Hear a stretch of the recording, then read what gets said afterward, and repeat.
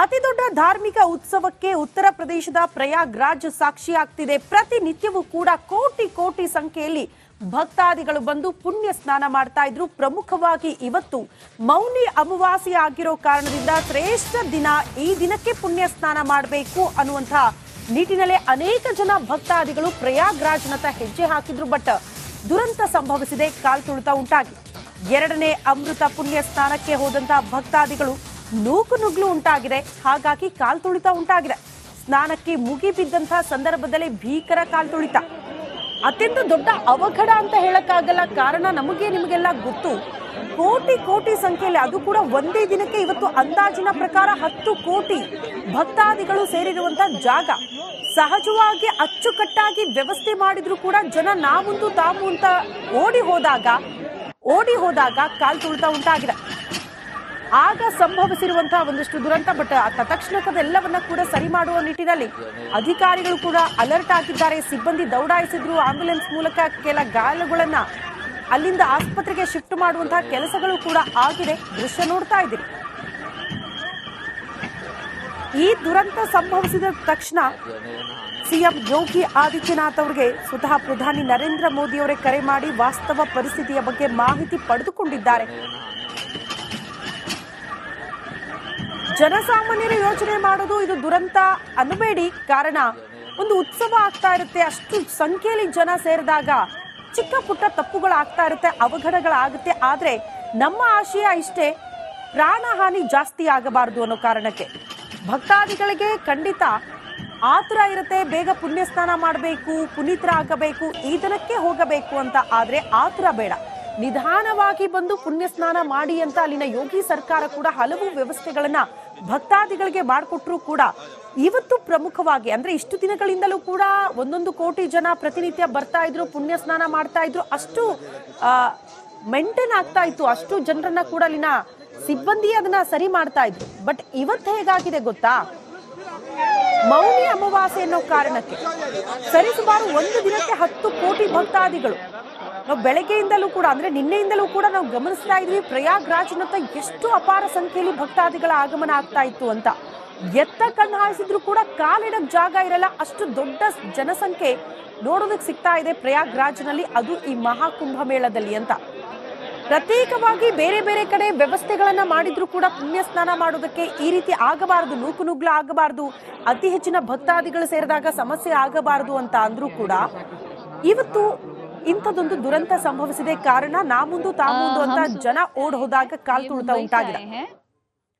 But ಎಷ್ಟು ಜನಕ್ಕೆ ಸಮಸ್ಯೆ ಆಗಿದೆ ಗೊತ್ತಿಲ್ಲ. ಒಟ್ನಲ್ಲಿ ಅಲ್ಲಿ ತತ್ಕ್ಷಣಕ್ಕೆ ಸಿಬ್ಬಂದಿ ಅಲರ್ಟ್ ಆಗಿದ್ದಾರೆ. ಕೆಲವರನ್ನ ಆಂಬ್ಯುಲೆನ್ಸ್ ಮೂಲಕ ಅಲ್ಲಿಂದ ಶಿಫ್ಟ್ ಮಾಡುವಂತಹ ಕೆಲಸಗಳು ಎಲ್ಲವೂ ಕೂಡ ನಿರಂತರವಾಗಿ ಸಾಗ್ತಾ ಇದೆ. ಮತ್ತೊಂದು ಅಪ್ಡೇಟ್ ಸಿಗ್ತಾ ಇದೆ, ಕಾಲ್ ತುಳಿತದ ಕಾರಣದಿಂದ ಅಮೃತ ಸ್ನಾನ ವಿಳಂಬವಾಗಿದೆ. ಕುಂಭ ಮೇಳದಲ್ಲಿ ಕಾಲ್ ತುಳಿತ, ಮೋದಿ ಫೋನ್ ಮಾಡಿದ್ದಾರಂತೆ. ಸಿಎಂ ಯೋಗಿ ಆದಿತ್ಯನಾಥ್ ಅವರ ಜೊತೆಗೆ ಪ್ರಧಾನಿ ನರೇಂದ್ರ ಮೋದಿ ಅವರು 2 ಸಲ ಫೋನ್ ಮಾಡಿ ಮಾಹಿತಿ ಪಡೆದುಕೊಂಡಿದ್ದಾರೆ. ಕಾಲ್ ತುಳಿತದ ಬಗ್ಗೆ ಏನೆಲ್ಲ ಆಯ್ತು ಅನ್ನೋದ್ರ ಬಗ್ಗೆ ಸ್ವತಃ ಪ್ರಧಾನಿ ನರೇಂದ್ರ ಮೋದಿ ಅವರೇ ಮಾಹಿತಿ ಪಡೆದುಕೊಂಡಿದ್ದಾರೆ. ಸಿಎಂ ಯೋಗಿ ಆದಿತ್ಯನಾಥ್ ಅವರಿಗೆ ಕರೆ ಮಾಡುವ ಮೂಲಕ ಎಷ್ಟು ದೊಡ್ಡ ಸಂಭ್ರಮ ಮನೆ ಮಾಡಿತ್ತು ಅಂದ್ರೆ ಬಹುತೇಕರು ಮಾತನಾಡ್ತಾ ಇದ್ರು, ಇನ್ಯಾವ ದೇಶ ಕೂಡ ಇಂತಹ ಧಾರ್ಮಿಕ ಉತ್ಸವ, ಇಷ್ಟು ಅತಿ ದೊಡ್ಡ ಧಾರ್ಮಿಕ ಉತ್ಸವ ಮಾಡೋದಕ್ಕೆ ಸಾಧ್ಯ ಇಲ್ಲ. ಆ ಕಾರಣಕ್ಕೆ ನಮ್ಮ ದೇಶದ ಬಗ್ಗೆ, ಅದು ಉತ್ತರ ಪ್ರದೇಶದ ಈ ಪ್ರಯಾಗ್ರಾಜ್ ಮಹಾಕುಂಭ ಮೇಳದ ಬಗ್ಗೆ ಎದೆ ತಟ್ಟಿ ಹೇಳುವಂತಹ ಖುಷಿ ನಮಗಿದೆ. ಅಷ್ಟು ಅಚ್ಚುಕಟ್ಟಾಗಿ ವ್ಯವಸ್ಥೆಗಳಾಗಿದೆ ಅಂತ. ಹಿಂದೂಗಳ ಭಾವನೆಯ ಪ್ರಕಾರ ಈ ದಿನಕ್ಕೆ ಅಲ್ಲಿ ಪುಣ್ಯ ಸ್ನಾನ ಮಾಡಬೇಕು ಅನ್ನುವಂಥ ಕಲ್ಪನೆ ಏನಿದೆ, ಈಗಲೇ ಮಾಡಿದ್ರೆ ನಮ್ಮ ಪಾಪ ತೊಳೆದು ಪುಣ್ಯ ಪ್ರಾಪ್ತಿ ಆಗುತ್ತೆ ಅನ್ನುವಂಥ ನಂಬಿಕೆ ಏನಿದೆ, ಅದು ಪ್ರಮುಖವಾಗಿ ಒಂದೊಂದು ವಿಶೇಷ ದಿನಗಳು. ಇವತ್ತು ಮೌನಿ ಅಮಾವಾಸ್ಯೆ, ನಿನ್ನೆಯಿಂದಲೂ ಕೂಡ ಅದಕ್ಕೆ ಜಾಸ್ತಿ ಪ್ರಚಾರ ಸಿಕ್ಕಿರೋದ್ರಿಂದ ಅನೇಕ ಜನ ಇವತ್ತು ಧಾವಿಸಿದ್ರು ಪ್ರಯಾಗ್ರಾಜ್ನತ್ತ. ಹೌದಾ, ಈ ದಿನವೇ ಶ್ರೇಷ್ಠವಾ, ಈ ದಿನವೇ ನಾವು ಪುಣ್ಯ ಸ್ನಾನ ಮಾಡಬೇಕಾ ಅಂತ.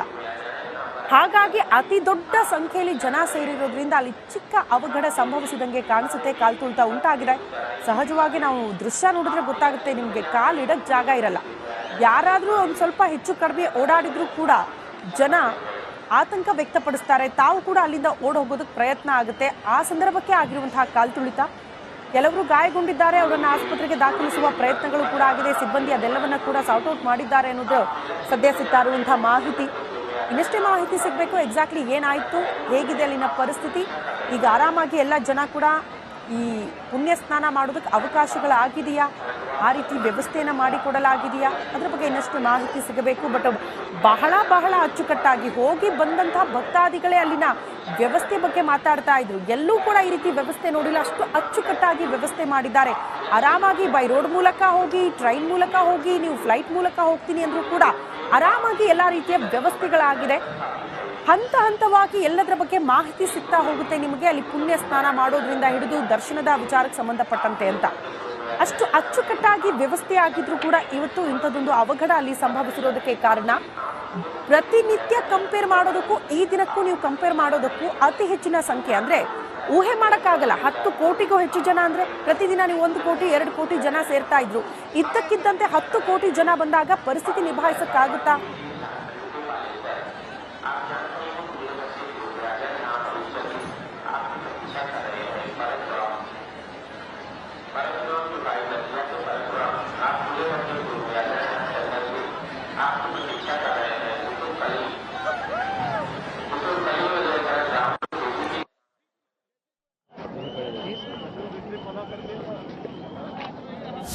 ಅತಿ ದೊಡ್ಡ ಧಾರ್ಮಿಕ ಉತ್ಸವಕ್ಕೆ ಉತ್ತರ ಪ್ರದೇಶದ ಪ್ರಯಾಗ್ರಾಜ್ ಸಾಕ್ಷಿಯಾಗ್ತಿದೆ. ಪ್ರತಿನಿತ್ಯವೂ ಕೂಡ ಕೋಟಿ ಸಂಖ್ಯೆಯಲ್ಲಿ ಭಕ್ತಾದಿಗಳು ಬಂದು ಪುಣ್ಯ ಸ್ನಾನ ಮಾಡ್ತಾ ಇದ್ರು. ಪ್ರಮುಖವಾಗಿ ಇವತ್ತು ಮೌನಿ ಅಮಾವಾಸ್ಯೆ ಆಗಿರೋ ಕಾರಣದಿಂದ ಶ್ರೇಷ್ಠ ದಿನ, ಈ ದಿನಕ್ಕೆ ಪುಣ್ಯ ಸ್ನಾನ ಮಾಡಬೇಕು ಅನ್ನುವಂಥ ನಿಟ್ಟಿನಲ್ಲೇ ಅನೇಕ ಜನ ಭಕ್ತಾದಿಗಳು ಪ್ರಯಾಗ್ರಾಜ್ನತ್ತ ಹೆಜ್ಜೆ ಹಾಕಿದ್ರು. ಬಟ್ ದುರಂತ ಸಂಭವಿಸಿದೆ, ಕಾಲ್ತುಳಿತ ಉಂಟಾಗಿ.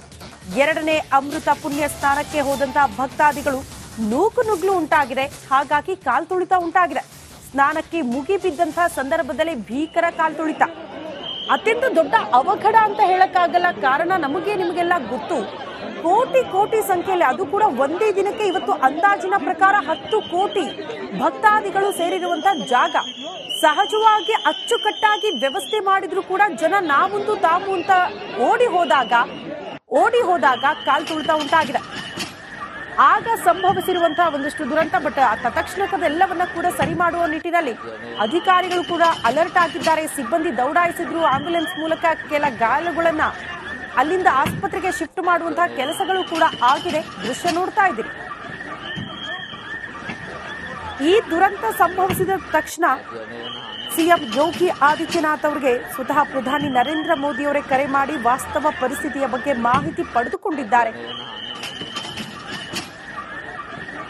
ಜನಸಾಮಾನ್ಯರು ಯೋಚನೆ ಮಾಡೋದು ಇದು ದುರಂತ ಅನ್ನಬೇಡಿ, ಕಾರಣ ಒಂದು ಉತ್ಸವ ಆಗ್ತಾ ಇರುತ್ತೆ, ಅಷ್ಟು ಸಂಖ್ಯೆಯಲ್ಲಿ ಜನ ಸೇರಿದಾಗ ಚಿಕ್ಕ ಪುಟ್ಟ ತಪ್ಪುಗಳಾಗ್ತಾ ಇರುತ್ತೆ, ಅವಘಡಗಳಾಗುತ್ತೆ. ಆದ್ರೆ ನಮ್ಮ ಆಶಯ ಇಷ್ಟೇ, ಪ್ರಾಣಹಾನಿ ಜಾಸ್ತಿ ಆಗಬಾರದು ಅನ್ನೋ ಕಾರಣಕ್ಕೆ ಭಕ್ತಾದಿಗಳಿಗೆ ಖಂಡಿತ ಆತರ ಇರುತ್ತೆ, ಬೇಗ ಪುಣ್ಯ ಸ್ನಾನ ಮಾಡಬೇಕು, ಪುನೀತರಾಗಬೇಕು, ಈ ದಿನಕ್ಕೆ ಹೋಗಬೇಕು ಅಂತ. ಆದ್ರೆ ಆತರ ಬೇಡ, ನಿಧಾನವಾಗಿ ಬಂದು ಪುಣ್ಯ ಸ್ನಾನ ಮಾಡಿ ಅಂತ ಅಲ್ಲಿನ ಯೋಗಿ ಸರ್ಕಾರ ಕೂಡ ಹಲವು ವ್ಯವಸ್ಥೆಗಳನ್ನ ಭಕ್ತಾದಿಗಳಿಗೆ ಮಾಡಿಕೊಟ್ರು ಕೂಡ ಇವತ್ತು ಪ್ರಮುಖವಾಗಿ, ಅಂದ್ರೆ ಇಷ್ಟು ದಿನಗಳಿಂದಲೂ ಕೂಡ 1 ಕೋಟಿ ಜನ ಪ್ರತಿನಿತ್ಯ ಬರ್ತಾ ಇದ್ರು, ಪುಣ್ಯ ಸ್ನಾನ ಮಾಡ್ತಾ ಇದ್ರು, ಅಷ್ಟು ಮೇಂಟೈನ್ ಆಗ್ತಾ ಇತ್ತು, ಅಷ್ಟು ಜನರನ್ನ ಕೂಡ ಅಲ್ಲಿನ ಸಿಬ್ಬಂದಿ ಅದನ್ನ ಸರಿ ಮಾಡ್ತಾ ಇದ್ರು. ಬಟ್ ಇವತ್ತು ಹೇಗಾಗಿದೆ ಗೊತ್ತಾ, ಮೌನಿ ಅಮಾವಾಸ್ಯೆ ಅನ್ನೋ ಕಾರಣಕ್ಕೆ ಸರಿಸುಮಾರು 1 ದಿನಕ್ಕೆ 10 ಕೋಟಿ ಭಕ್ತಾದಿಗಳು. ನಾವು ಬೆಳಗ್ಗೆಯಿಂದಲೂ ಕೂಡ, ಅಂದ್ರೆ ನಿನ್ನೆಯಿಂದಲೂ ಕೂಡ ನಾವು ಗಮನಿಸ್ತಾ ಇದ್ವಿ ಪ್ರಯಾಗ್ರಾಜ್ನತ್ತ ಎಷ್ಟು ಅಪಾರ ಸಂಖ್ಯೆಯಲ್ಲಿ ಭಕ್ತಾದಿಗಳ ಆಗಮನ ಆಗ್ತಾ ಇತ್ತು ಅಂತ. ಎತ್ತ ಕಣ್ಣು ಹಾಯಿಸಿದ್ರು ಕೂಡ ಕಾಲಿಡಕ್ ಜಾಗ ಇರಲ್ಲ, ಅಷ್ಟು ದೊಡ್ಡ ಜನಸಂಖ್ಯೆ ನೋಡೋದಕ್ಕೆ ಸಿಗ್ತಾ ಇದೆ ಪ್ರಯಾಗ್ರಾಜ್ನಲ್ಲಿ, ಅದು ಈ ಮಹಾಕುಂಭ ಮೇಳದಲ್ಲಿ ಅಂತ. ಪ್ರತ್ಯೇಕವಾಗಿ ಬೇರೆ ಬೇರೆ ಕಡೆ ವ್ಯವಸ್ಥೆಗಳನ್ನ ಮಾಡಿದ್ರು ಕೂಡ ಪುಣ್ಯ ಸ್ನಾನ ಮಾಡೋದಕ್ಕೆ ಈ ರೀತಿ ಆಗಬಾರದು, ನೂಕುನುಗ್ಲ ಆಗಬಾರದು, ಅತಿ ಹೆಚ್ಚಿನ ಭಕ್ತಾದಿಗಳು ಸೇರಿದಾಗ ಸಮಸ್ಯೆ ಆಗಬಾರದು ಅಂತ ಅಂದ್ರೂ ಕೂಡ ಇವತ್ತು ಇಂಥದ್ದೊಂದು ದುರಂತ ಸಂಭವಿಸಿದೆ. ಕಾರಣ ನಾಮುಂದು ತಾಮುಂದು ಅಂತ ಜನ ಓಡ್ ಹೋದಾಗ ಕಾಲ್ತುಳಿತ ಉಂಟಾಗಿದೆ.